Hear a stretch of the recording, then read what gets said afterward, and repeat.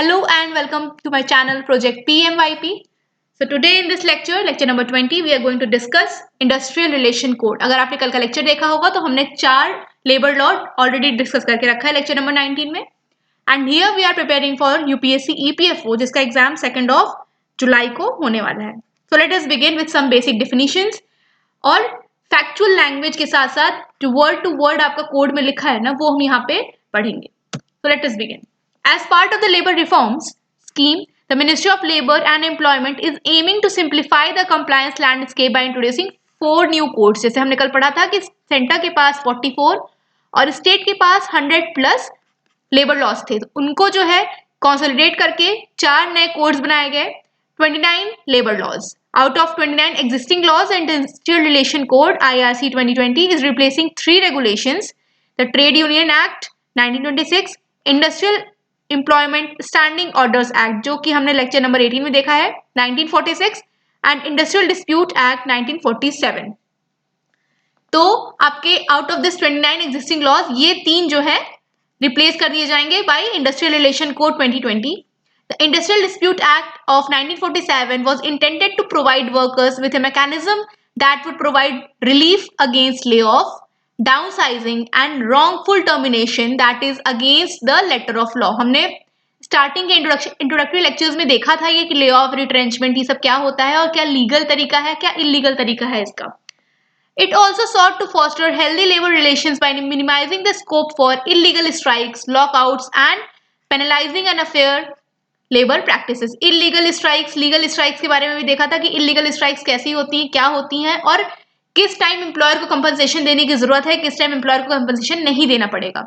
Thereof, it is provided a dispute resolution mechanism as well as restriction on layoff, downsizing and lockouts to ensure that collective bargaining can take place in pleasant environment. क्या कह रहा है कि lay off, downsizing इन सब का जो illegal तरीका है उसको रोकना और ऐसा ना हो कि अगर कलेक्टिव बार्गेनिंग चल रही है, वर्कर्स कुछ स्ट्राइक पे बैठे हैं, डिमांड कर रहे हैं तो उन सबको निकाल ही दिया गया. ठीक है, ये इस सब चीजें ना होने पाए किसी भी इंडस्ट्री, किसी भी एस्टैब्लिशमेंट में. ये सब डील करता था हमारा इंडस्ट्रियल डिस्प्यूट एक्ट ऑफ 1947 जिसको कि रिप्लेस कर दिया गया है industrial relation code of IRC 2020 से. ठीक है, तो ऐसा तो है नहीं कि सारे प्रोविजंस हटा दिए गए होंगे. प्रोविजंस ऑब्वियसली अच्छे थे तो इंक्लूड किए गए होंगे, ठीक है, बट सिंप्लीफाइड फॉर्म में. Trade Union Act of 1926 aimed to provide workers with better working conditions, better wages, protection against abusive employment, fair share of company profit, and to this end allowed workers to realize their rights to form association as well as collective negotiation. Trade Union Act में देखो या क्या क्या दिया हुआ था, protection against abusive employment, ये act भी हमने cover किया है. Fair share of company profits, allowed workers to realize their rights and form associations as well as collective negotiation. ठीक है, it facilitated what? That the organization of workers unions and allowed greater participation of workforce in the management of establishment. अगला है the purpose of industrial employment standing orders 1946. इसका क्या purpose था? To have it at the plant level and other commercial establishment to regulate industrial relations. This regulates the condition of employment, grievances, misconduct, etc. of the workers employed in the industry. तो अलग अलग acts के आपको अलग अलग यहाँ पे purposes दिखते हैं. The code streamlines the laws related to trade unions, employment conditions, comprehensive handling of industrial dispute. ये code तीनों को include करता है. There is also a higher emphasis on building a strong employer-employee relationship, creating better working conditions, collective bargaining and reskilling employees. ठीक है, इन तीनों के अलावा और क्या क्या है? एम्प्लॉयर एम्प्लॉय रिलेशनशिप को स्ट्रेंथन करना, एक अच्छा वर्किंग इन्वायरमेंट बनाना, रीस्किलिंग करना एम्प्लॉयज की जब रिट्रेंच हो जाते हैं उसके बाद. ठीक है, कलेक्टिव बार्गेनिंग, ये सब भी इंक्लूडेड है. अब आता है डिफिनीशन ऑफ वर्कर्स. वर्कर्स की क्या डिफिनीशन दी हुई है इसमें? The definition of workers has been expanded further to include journalist, sales promotion employees and employees who are working as supervisor but earning less than rupees 18,000 per month. हमने ये भी देखा था कि माइग्रेंट वर्कर्स की डिफिनीशन को भी fix कर दिया गया है. ऐसे वर्कर्स जो दूसरी स्टेट में जाके जॉब करते हैं और जिनकी सैलरी 18,000 पर मंथ से कम है वो माइग्रेंट वर्कर की कैटेगरी में आते हैं. An individual can be excluded from definition of worker if either of the below conditions are satisfied. The person is employed mainly in managerial administrative capacity, or a person is employed in supervisory capacity, drawing wage exceeding 18,000 per month, or an amount as may be notified by central government from time to time. दो condition में वो worker के under नहीं आएगा. क्या क्या है वो कंडीशंस? कि वो कंप्लीटली एक मैनेजर की तरह ही काम करता हो या एडमिनिस्ट्रेटिव बॉडी का एक मेंबर हो, या फिर कोई सुपरवाइजरी काम करता हो जिसकी सैलरी 18,000 से ऊपर हो, तब वो वर्कर की डिफिनेशन से बाहर है. बाकी केसेस में वो एक वर्कर ही है. ठीक है. Definition of industries. Definition of industries has been amended to exclude the following categories of workplaces. कौन कौन सी कैटेगरीज नहीं है? Organization offering charity, social, philanthropic services, organization that are under control of government, specifically dealing with defense research, atomic energy, space exploration, organization specifically excluded by central government if any. कौन कौन सी industry में नहीं आएगा? कोई भी ऐसी organisation जो charity offer करती है या समाज के लिए हित कार्य करती है. ठीक है. कोई भी ऐसी ऑर्गेनाइजेशन जो गवर्नमेंट के कंट्रोल में है और डिफेंस रिसर्च या स्पेस एक्सप्लोरेशन, एटॉमिक एनर्जी की काम करती है, या कोई भी ऑर्गेनाइजेशन जो गवर्नमेंट कह दे कि ये इंडस्ट्री की लिस्ट से बाहर है. ठीक है. Definition of industrial dispute. Any differences of opinion between employees and employer because of किस किस वजह से employer retrenchment, dismissal या termination. ठीक है. रिट्रेंचमेंट, डिसमिसल या टर्मिनेशन के कंडीशन में ही जो डिस्प्यूट अराइज हो रहा है उसको इंडस्ट्रियल डिस्प्यूट का नाम दिया गया है. A worker can appeal this with governing body, जिसको बोलते हैं industrial tribunal, within the 45 days from the date of retrenchment और टर्मिनेशन. 45 डेज के अंडर आपको इसको अपील डालनी है, वरना आप फिर अपील नहीं डाल सकते. ये सब जो टाइम लिमिट्स है ना, ये बहुत इंपॉर्टेंट है. एमसीक्यूज में यही सब पूछी जाती हैं क्योंकि सेक्शंस याद करना आसान नहीं होने वाला है. Definition of fixed term employment. Any form of employment with a written contract for a specific duration is considered as fixed term employment. देखो कॉन्ट्रैक्ट तो होता है, ठीक है, जिसको आप अपॉइंटमेंट लेटर बोलते हो. आपको अपॉइंटमेंट लेटर मिला, लेकिन उस पर ये नहीं लिखा होता है कि आप 1 साल के लिए काम करोगे या 2 साल के काम करोगे. ठीक है. लेकिन अगर उस पर फिक्स्ड कोई टाइम लिमिट लगा दी जाए तो उसको बोलते हैं fixed term employment. The new definition proposes social security benefit for fixed term employees. ठीक है. फिक्स टर्म एम्प्लॉइज को बोलते हैं कॉन्ट्रैक्ट एम्प्लॉइज. जो कॉन्ट्रैक्ट एम्प्लॉइज हैं उन लोगों को भी क्या मिलेगी? उन लोगों को भी सोशल सिक्योरिटी बेनिफिट्स का लाभ उठाने का मौका मिलेगा. The working hours, salary, wages, benefits, allowances should be same for fix term employees as for other full time workers. दोनों का सेम होना चाहिए, जो फुल टाइम है और जो कॉन्ट्रैक्ट के हैं. The fix term employees are also eligible for the statutory benefits enjoyed by the regular employees, even if the duration of employment is less than the recommended duration to be eligible for statutory benefits. जो statutory benefits है, legal benefits है, वो दोनों को मिलेंगी. यहाँ पे कोई एज लिमिट नहीं, कोई टाइम लिमिट नहीं है. टाइम लिमिट के अंदर लोग बाउंड नहीं है. The fixed term employees will also be eligible for gratuity if the length of contract extends to a year. अगर कॉन्ट्रैक्ट जो है 1 साल या उससे ऊपर है तो वो लोग ग्रेचुटी के लिए भी एलिजिबल हो जाएंगे. ठीक है. तो यहाँ से आपको क्या समझ में आ रहा है कि एम्प्लॉयर्स क्या कर सकते हैं? अब वो ग्रेचुटी के लिए एलिजिबल हो जाएंगे. ठीक है. विच मीन्स एम्प्लॉयर चाहेंगे कि इनका जो कॉन्ट्रैक्ट है वो 1 साल के कम का ही हो. 365 डेज का ईयर है तो वो 364 डेज का कॉन्ट्रैक्ट बनवाएंगे ताकि वो ग्रेचुटी वगैरह क्लेम ना कर पाए. ठीक है. तो ये सब लूप होल्स लोग निकाल लेते हैं. Standing orders applicability. Industrial Relations Code 2020 states that the provisions regarding standing orders will apply to all the establishments that have 300 or more employees in one day in preceding 12 months of year. For all the organization employing minimum of 300 employees, standing orders should be passed under the following topics. अगले page पे topic दिया हुआ है. ये standing orders का हमने act पढ़ा था हमारे वीडियो नंबर 18 में, आई गेस. ठीक है. तो वहां से आप उसको देख सकते हो, रिवाइज कर सकते हो, और किस किस टॉपिक्स के लिए स्टैंडिंग ऑर्डर्स है वो दिया हुआ है यहाँ पे, और कब है किस केस में, जब 300 से ज्यादा एम्प्लॉइज हैं कंपनी में. ठीक है.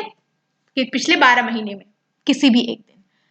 How the workers are classified, the process that organization is going to follow. ठीक है. Leaves, holidays, rules of termination, remedy measures, where an employer adopts a model standing order. ठीक है. जो स्टैंडिंग ऑर्डर हमने पढ़ा था कि स्टैंडिंग ऑर्डर होना चाहिए, वो पहले उसके बाद ट्रेड यूनियन के पास जाएगा, वो अप्रूव करेगा. ठीक. उसके बाद अगर वो सर्टिफाइड ऑफिसर द्वारा अप्रूव हो जाता है तो वो एक स्टैंडिंग ऑर्डर बन जाएगा। इसके ऊपर हम लोग अपील भी कर सकते हैं। अपील की डेट दी हुई थी, कितने दिन के अंदर अपील होना चाहिए, ठीक है, री अपील कब कर सकते हैं, ये सब हमने स्टैंडिंग ऑर्डर वाले वीडियो में देखा था। तो यहाँ पे दिया हुआ है किस किस टॉपिक्स के ऊपर स्टैंडिंग ऑर्डर होगा अगर 300 से ऊपर आपके एम्प्लॉयज हैं कंपनी में। Grievance handling committee, any employer with 20 or more employees has to have one or more grievance handling committee. The IRC has incorporated new regulations that the previous regulation did not address. The panel cannot be more than of 10 people and should have equal and fair representation from employer, employees and women employees. क्या कह रहा है?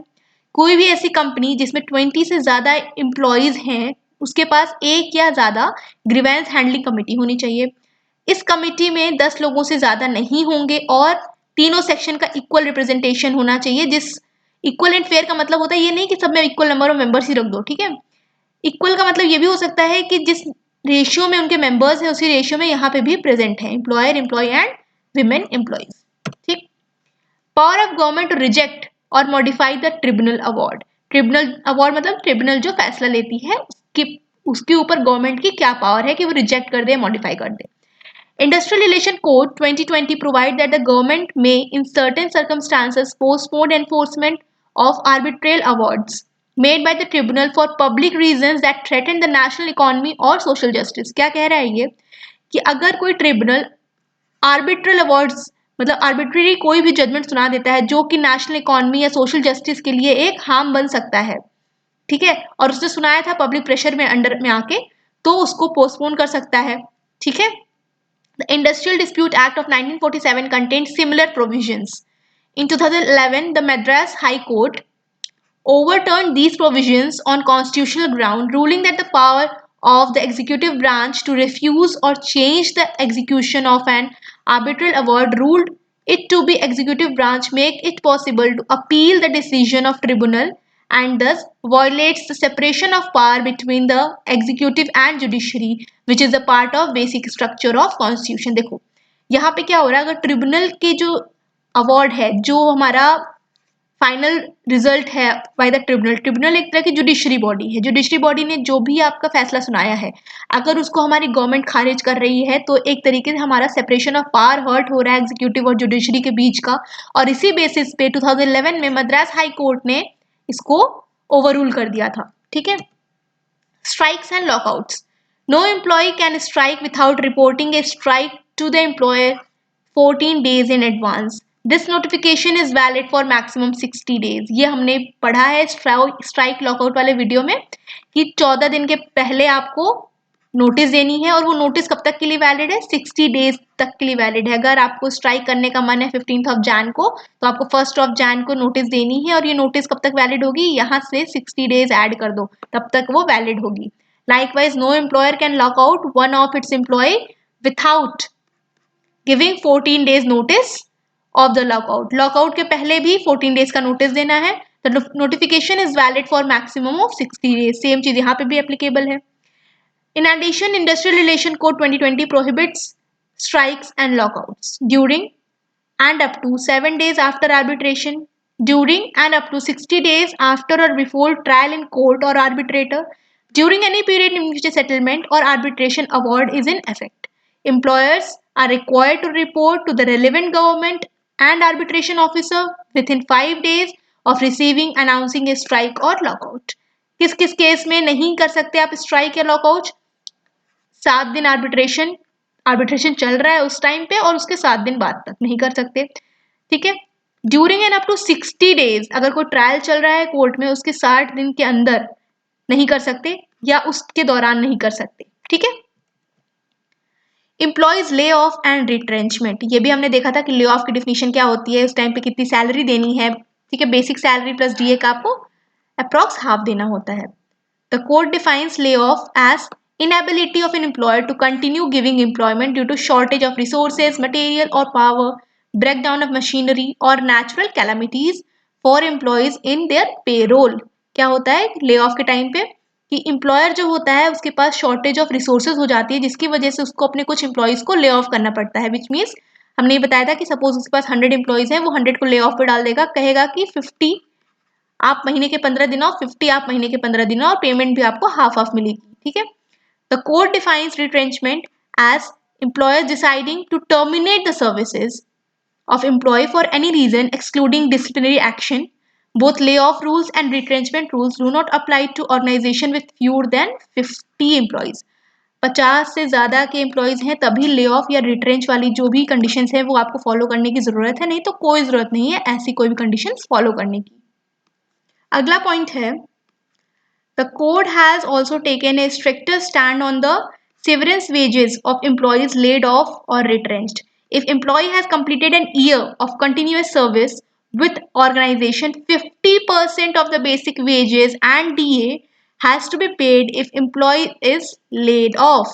For retrenchment, the employee should be given 1 month notice period or paid an equivalent pay of the same period along with 15 days of wages for every year of continuous service. क्या कह रहा है ये कि अगर ले ऑफ करना है तो उसके लिए भी आपको अलग अलग दिया हुआ है कि 50% of basic wages and DA देना, जो हमने पहले ही बताया। और रिट्रेंचमेंट के केस में आपको 1 महीने की पहले नोटिस देनी है, ठीक है। और नोटिस अगर नहीं दे रहे हो तो उसको पेमेंट करना है। कितना पेमेंट करना है, ठीक है, 15 days of wages paid for every continuous service. अगर वो 1 साल से ज्यादा की सर्विस किया, सपोज 2 साल आपके यहाँ काम किया है तो 15 दिन का वेज इंटू 2, अगर 3 साल काम किया है तो 15 दिन का वेज इंटू 3, इतना आपको पेमेंट करना है अगर आप नोटिस नहीं देते हो, ठीक है। नेक्स्ट है आपका, for the benefit of employer the regulation around lay off and retrenchment have been simplified.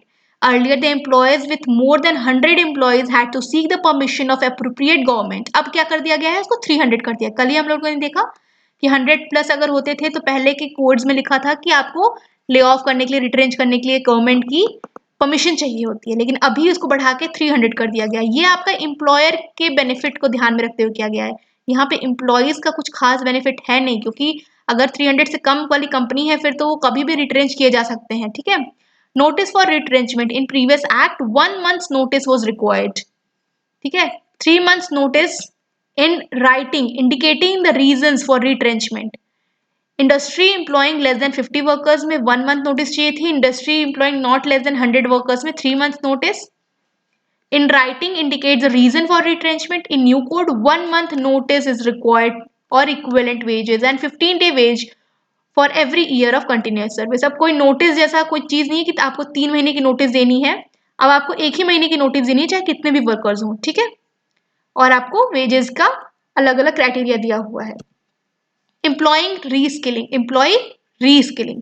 To support the retrenched employee, the Industrial Relation Code has allowed funds for employee to upskill themselves. The employee can get wages equivalent to 15 days of their last drawn salary. Employer should transfer the funds to employee within 45 days from employee retrenchment. अगर retrench होता है तो उसकी upskilling के लिए employer को 15 दिन की सैलरी, जो लास्ट 15 डेज की सैलरी है, उसको विद इन 45 डेज एम्प्लॉई को ट्रांसफर करना है for their upskilling. Trade union क्या है, निगोशिएटिंग यूनियन या निगोशिएटिंग काउंसिल, उसको ट्रेड यूनियन कहा गया है। Industrial relation codes provide a new concept for negotiating trade unions or negotiating council in industrial company. According to stated provision, in the case of single union in an industrial company, the employer recognizes that union as a sole bargaining union of workers. ठीक है, employer जो है union को ही soul bargaining union मान लेगा, किसका, workers का, ठीक है। ये डिफरेंट डिफिनेशंस दी हुई थी।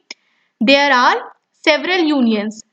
The union is recognized by employer as bargaining union with 51% of the employee in industrial companies model directory. क्या है, देखो बहुत सारे यूनियंस बन सकते हैं छोटे छोटे, ठीक है, लेकिन जिसमें 51% ऑफ द एम्प्लॉयज हैं उसी को एम्प्लॉयर जो है एक तरीके का ट्रेड यूनियन मान लेगा या बार्गेनिंग यूनियन मान लेगा। In case of several trade union, none of which fulfill above mentioned 51% membership criteria, the employers form a negotiating council made up of the representative of these registered unions who are supported by at least 20% of the total workforce of industrial company. क्या कह रहा है ये कि मान लो बहुत सारे trade unions बन चुके हैं और उसमें कोई भी ऐसा ट्रेड यूनियन नहीं है जिसके पास 51% ऑफ द वर्कफोर्स हो। उस केस में यहाँ पे क्या होगा, निगोशिएशन होगा। किसके बीच में, ऐसे यूनियंस जिसके पास एटलीस्ट 20% ऑफ वर्कर्स हो, उनके बीच में निगोशिएशंस होगा कि आप लोग भाई मर्ज कर जाओ या कुछ भी करके 51% ऑफ पॉपुलेशन आप कवर कब कर लो तो हम आपको रिकॉग्नाइज कर सकते हैं एज ट्रेड यूनियन या bargaining union. Industrial Relation Code also provides that if central state government believes that there is the need for a union or confederation to be recognized as central state union, that government may recognize the trade union alike. ठीक है, अगर central state government को लगता है कि किसी भी union को सेंट्रल या स्टेट का यूनियन मानना है तो वो हमारी गवर्नमेंट रिकॉग्नाइज कर सकती है, ठीक है, किसी भी ट्रेड यूनियन को. तो ये कुछ बेसिक डिफिनीशंस थी जो हमने आज देखी. कल हमने इसका पढ़ा था 4 बेसिक लेबर कोड्स. कल के वीडियो में थोड़ी वॉइस की दिक्कत थी, माइक की प्रॉब्लम थी, इस वजह से आज मैंने इसको दोबारा एक ब्रीफ में लिया है वीडियो इसका. कल की जो जानकारियां हैं वो अलग है और आज हमने बेसिकली डिफिनीशन पे बात की है. तो ये दोनों वीडियो आपको मिला के 4 लेबर कोड अच्छे से कवर अप हो जाता है. ठीक है, कल मिलते हैं नेक्स्ट वीडियो में जो कि एमसीक्यू होने वाला है. It is highly demanded topic, so MCQ for labour laws and industrial codes, industrial relations will be there. Till then, stay tuned and like and subscribe to my channel Project PMYP if you like this video. Also share this video with all those who are preparing for the exams. मिलते हैं कल. Till then, stay tuned. जय हिंद.